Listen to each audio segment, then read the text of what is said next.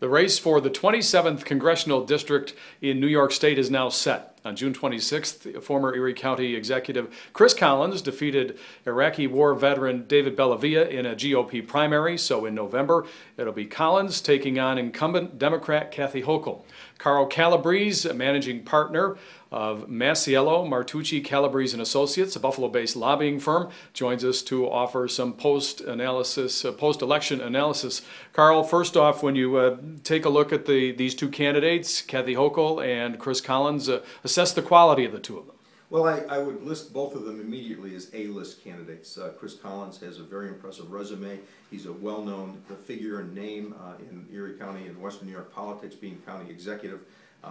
He's going to have, I believe, a fairly large war chest, both individually and from outside sources, political action committees.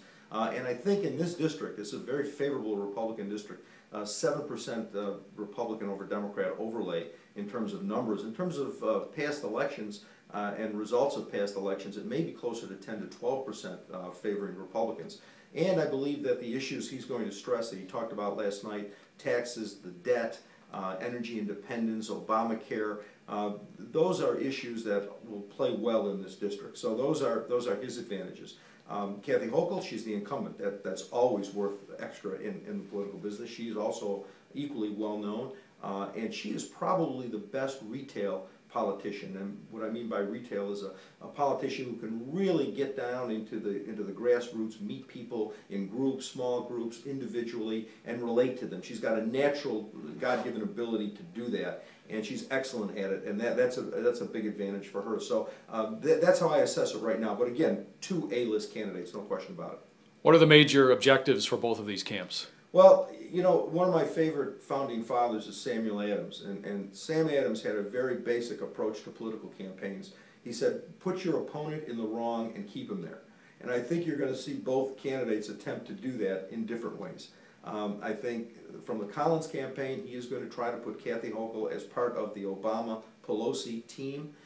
He's going to talk about these issues of taxes and spending and debt and Obamacare and energy independence, and he's going to say, my opponent and her party are wrong, and they should not be put in a position to make these wrong and bad decisions. I think that's going to be where he goes. I think Kathy Hochul and the Democrats are going to try to put the Republicans in the wrong on two issues they've always used, and that is Social Security and Medicare.